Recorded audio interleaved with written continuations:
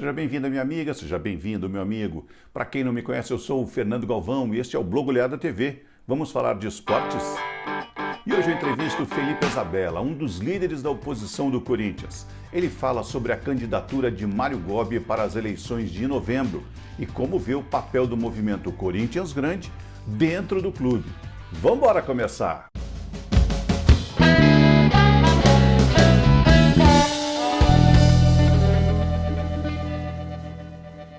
E aí, como anda a sua quarentena, hein? Atenda ao pedido dos cientistas, é muito importante.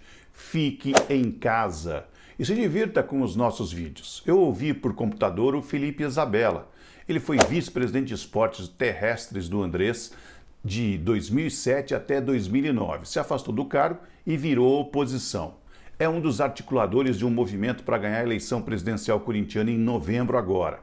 Vamos ouvi-lo. Felipe Isabella, como é que você está vendo o movimento Corinthians Grande nesses dias de quarentena, todo mundo parado em casa?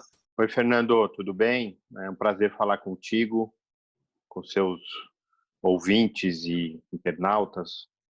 O movimento Corinthians Grande está em compasso de espera, né? Todos reclusos, aguardando passar essa pandemia aí de vírus. Todo mundo que a gente conversa tem se cuidado, ficado em casa, cuidado dos filhos, dos idosos.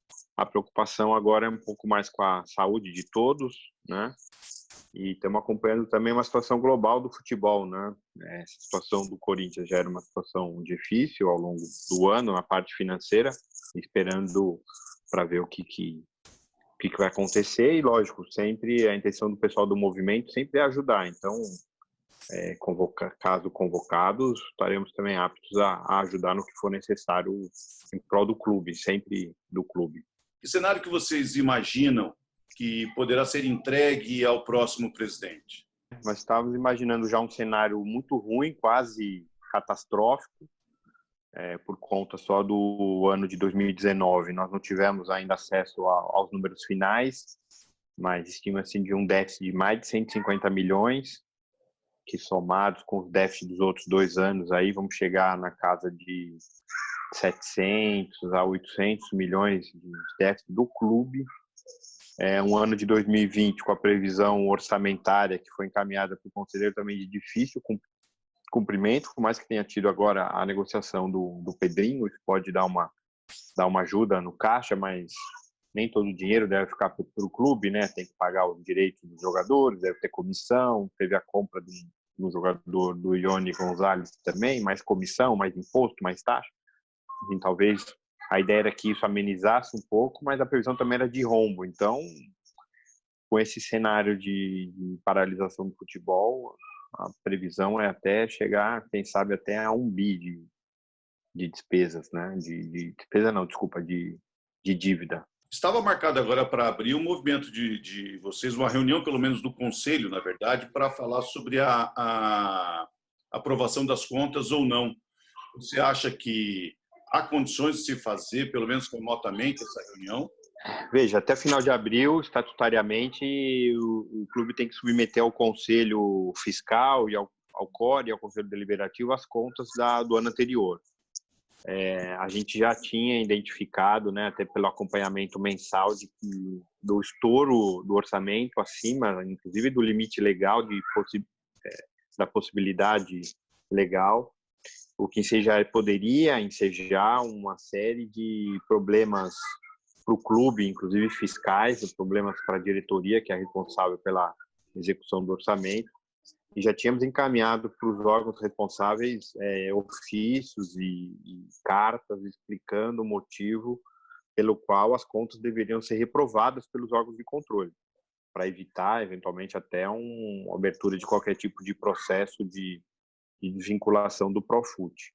Agora, com esse cenário de fechamento do clube, de pandemia, não tenho visto ainda, pelo menos não foram publicados, nenhuma forma nenhuma tentativa de se realizar essa reunião de forma remota. Primeiro que realmente, como eu disse, a gente não tem os números ainda não estão prontos, não foram disponibilizados. Mesmo sendo disponibilizados, eu não sei se talvez o Conselho Fiscal consiga, porque são 3 membros, O core também tem um número menor são 10 eleitos, mas os membros natos não chegam a 20 pessoas, talvez de forma mais ágil, e consigo, através de um desses aplicativos, fazer algum encontro. Não sei se seria possível tirar dúvidas, não sei se todos vão ter acesso aos números, se o clube, como o clube está fechado, se ele vai conseguir fechar esses números, se a auditoria vai conseguir fechar esses números e o parecer. E o conselho, que é o órgão que dá a palavra final, aí eu acredito que é muito difícil. São cerca de 320, 330 conselheiros, normalmente se comparecem às reuniões, cerca de uma reunião dessa, uma reunião importante, cerca de 200, 220 conselheiros, a gente imagina, mas todos eles têm, todos não, muitos deles, a grande maioria tem idade, né? Então não sei até que ponto que uma aglomeração de 200 conselheiros numa sala de reuniões é possível nesse atual momento, e fazer remotamente, não sei se a mesa do conselho está pensando nessa estratégia, e se é possível também, não sei se todos têm acesso ao aplicativo, se a documentação vai estar prevista. Eu conversei com o presidente do Conselho Deliberativo, Antônio Goulart, essa semana e perguntei a ele como é que eles vão fazer em relação à reunião do Conselho Deliberativo, que seria em abril. Ele me disse o seguinte, que ainda não havia uma definição, que ela precisava ser realizada realmente no mês de abril e que estava prevista para o dia 27. Mas em face a todos esses problemas, ele ainda não bateu o martelo em relação à data e à forma. Voltando para a entrevista com Isabela, recentemente o próprio Goulart me disse que não via essa força toda na oposição para desaprovar as contas da administração André Sanches. Veja só o que o Isabela me disse.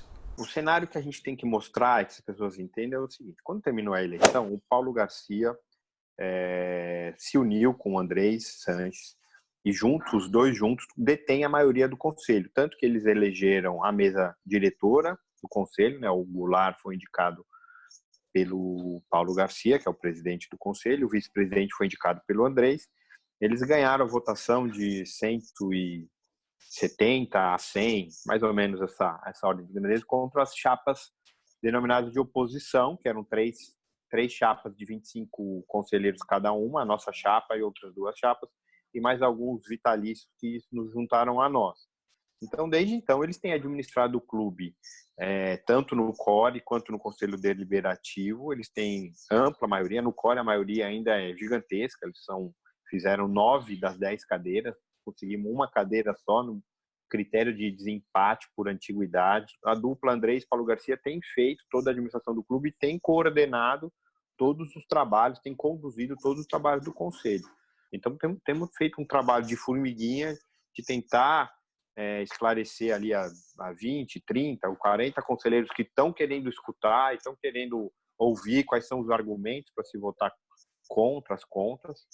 E a gente tinha um cenário que a votação ia ser uma votação apertada, vamos dizer assim, que muita gente estava sendo convencida do contrário. Agora, com essa pandemia, eu acho que a gente volta meio que estaca zero, porque a gente não sabe quando vai ser a reunião, quem vai poder comparecer, se os mais idosos, mesmo sendo liberada a reunião com mais de 100 pessoas na cidade de São Paulo, se os mais idosos vão querer se expor, vão querer aparecer ou não. Então, enfim, a gente fica num cenário agora meio no escuro, sem saber como que vai ser essa votação. Muita gente, Isabela, critica o Conselho Deliberativo achando que ele atua pouco. Um fiscalizador mesmo da própria administração, vocês concordam com isso? Um dos papéis que eu tenho tentado desempenhar nesses 2 anos entre a última eleição e agora é tentar explicar um pouco para as pessoas que cobram muito da gente, principalmente nas redes sociais, que acaba sendo um pouco até agressivo, né? Que não entendem como que é o funcionamento do clube. Então, imagina que a oposição tem que todo dia dar uma porrada, tem que obstar a votação, tem que, enfim. Enquanto que no dia a dia mesmo, o conselho se reúne 2, 3, quanto muito 4 vezes por ano, né? Esse ano se reuniu uma vez por uma votação que foi adiada do ano passado.